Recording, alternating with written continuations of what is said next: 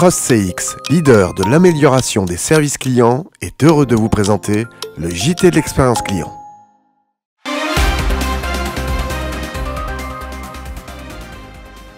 Bonjour à tous, bienvenue dans ce premier JT de l'année et toute l'équipe à News Expérience Client vous adresse ses meilleurs vœux pour 2025, bonheur et joie en famille et avec vos clients, patients et collaborateurs. Et on ouvre cette édition avec la SNCF, sauvée par son expérience client. L'ONG Transport et Environnement a publié le mois dernier un classement de 27 compagnies ferroviaires européennes évaluées sur 8 critères, notamment le prix, la fiabilité et l'expérience client. Et la compagnie qui se place en tête est italienne. Il s'agit de Trenitalia. La Suisse OBB et la Tchèque RegioJet complètent le podium. Mais où se situe la SNCF ? À la 5e place, grâce à l'expérience client qui compense des résultats moins flatteurs sur les indicateurs prix, fiabilité, annulation et autres retards. Et malgré son orientation low cost et l'avantage prix, Ouigo se classe 25e, à 2 places de la lanterne rouge du classement occupée par Eurostar, avec une qualité de service qui n'est pas à la hauteur des prix doubles de la moyenne européenne. Parlons de l'IA comme levier de transformation. Dans une dernière étude d'OpinionWay pour Esker, 56% des responsables de services clients voient dans l'IA une opportunité pour transformer l'organisation de leur structure.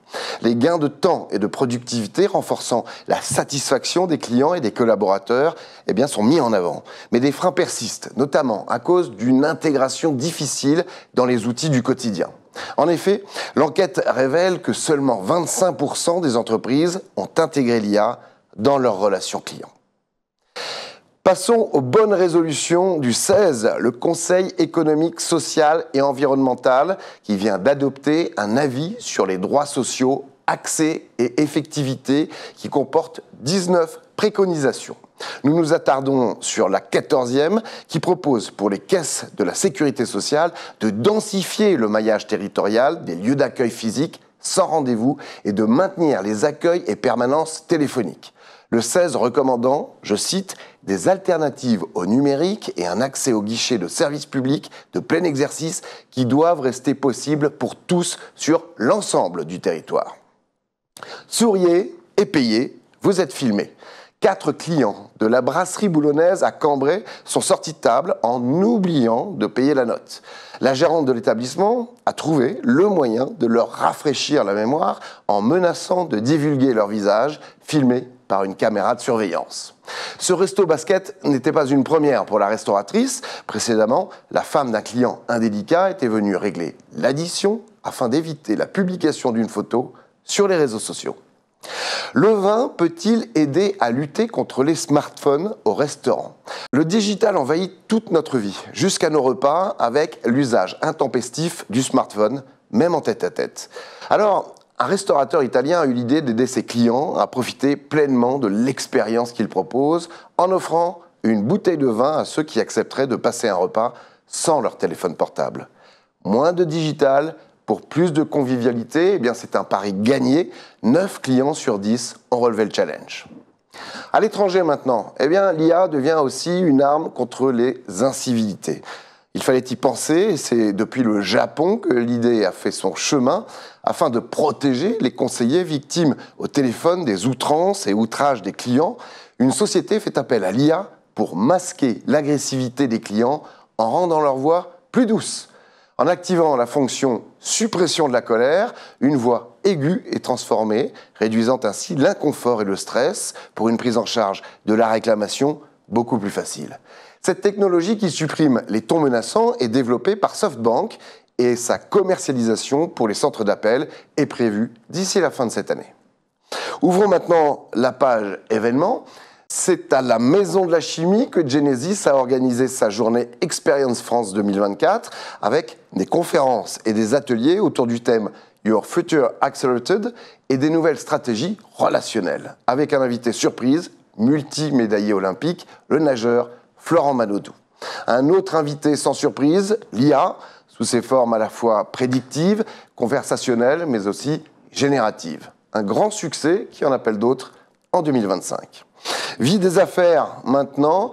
Yampa lève 3 millions d'euros pour réinventer les standards de la relation client grâce à ses agents IA autonomes. L'ambition est de fournir aux entreprises des agents accessibles 24/7, capables de dialoguer naturellement avec leurs clients tout en résolvant instantanément leurs demandes, même les plus complexes. Nous développerons ce sujet à la fin de ce JT avec Patrice Mazoyer, cofondateur de Yampa. Eloquent dévoile son nouveau logo. Une nouvelle identité visuelle qui porte les valeurs de l'entreprise autour de l'innovation, de l'ouverture et de l'optimisme, une évolution qui dépasse la dimension esthétique. On parle des nominations récentes avec Philippe Legrévès qui quitte Suez pour rejoindre le groupe Securitas et prendre la responsabilité de tous les centres opérationnels, alerting et relations clients pour la France. Ingrid Asset est nommée directrice marketing communication et expérience client chez Richard Vin et Spiritueux.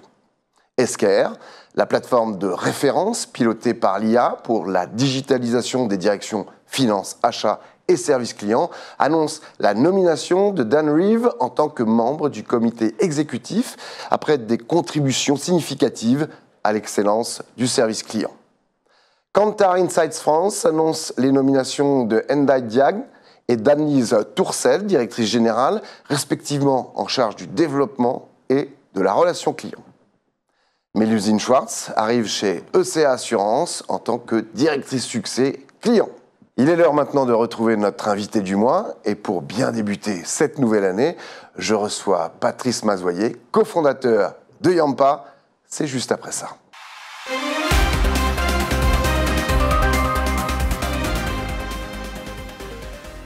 Bonjour Patrice Mazoyer. Bonjour Alexandre et bonne année. Très bonne année à vous aussi. Et à Yampa, vous êtes cofondateur de cette entreprise aux côtés de Martin Huet et Baptiste Sainteau. Alors Yampa, c'est une jeune pousse créée l'an passé et qui propose des agents autonomes propulsés par l'IA à destination des services clients. Mais c'est quoi le plus de Yampa ?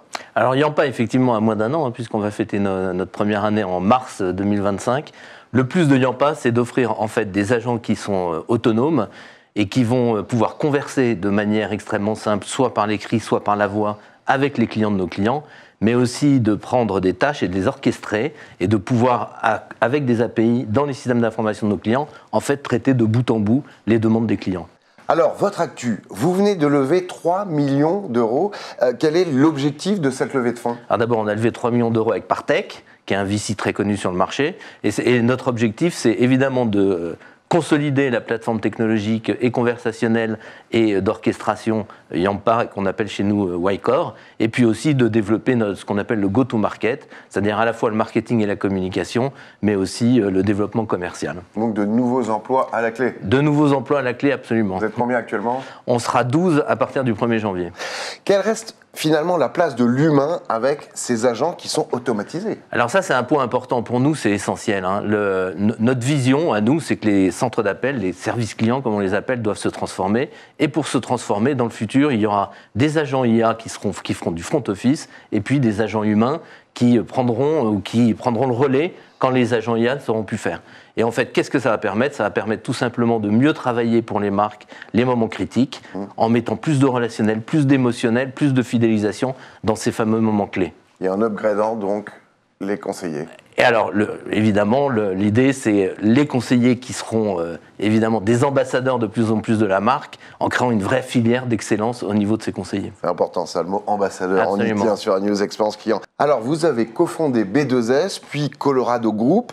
Vous avez également conduit la transformation du groupe Comdata. Pourquoi finalement avoir relevé ce challenge, parfois difficile, de co-créer une start-up dans l'expérience client ?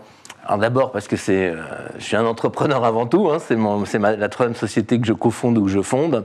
Et en fait, la vérité, c'est que ça fait 30 ans que je suis dans le domaine de la relation client. Et moi, j'ai toujours une petite frustration en voyant que malgré tous les efforts qui étaient menés par les directeurs de la relation client et de l'expérience client, en fait, on arrive à la fin de la journée à pas délivrer l'expérience client qu'on souhaite pour les clients. Et là, avec l'IA générative, il y a vraiment une opportunité à la fois d'améliorer la qualité de service délivré aux clients, mais aussi d'optimiser les coûts des opérations et notamment les coûts d'outsourcing. Bon, on suivra ça de près. Avec plaisir. Est-ce que vous connaissez Thierry Spencer ? Absolument. Alors, Justement, Thierry Spencer, eh bien, c'est notre livre du mois, car c'est ce mois de janvier que Thierry Spencer sort son livre Merci. Vous en avez entendu parler? Tout à fait. Bon. Et Thierry est un vrai professionnel, un vrai expert, un vrai ambassadeur de la relation client. Eh bien, justement, dans cet ouvrage, eh bien, de multiples bonnes raisons pour utiliser au quotidien ces 5 lettres qui portent la gratitude indispensable à une expérience client inoubliable. C'est une petite encyclopédie du merci. Ça va de Confucius à Jeff Bezos, de la Rome antique à l'e-commerce moderne, pour apprendre finalement à remercier simplement ses clients comme ses collègues et ses collaborateurs, avec également les bonnes pratiques de nombreuses marques. C'est aux éditions Sens du client et ça coûte 22 €. Voilà, merci, à très bientôt. Merci Alexandre. Merci à vous, c'est la fin de ce JT. Merci de nous avoir suivis. Merci à Eric Lestanguet à la préparation de ce journal télévisé. Pour recevoir gratuitement toute l'info de l'expérience client grâce à notre newsletter quotidienne, eh bien, vous vous abonnez à cette adresse. Et puis, si vous êtes une entreprise, une marque et que vous souhaitez communiquer sur vos solutions et vos produits liés à l'expérience client, envoyez-nous vos communiqués de presse sur cette adresse dédiée. Rendez-vous le mois prochain pour un nouveau JT. En attendant, prenez soin de vous. Ciao. CrossCX, leader de l'amélioration des services clients, a été heureux de vous présenter le JT de l'expérience client.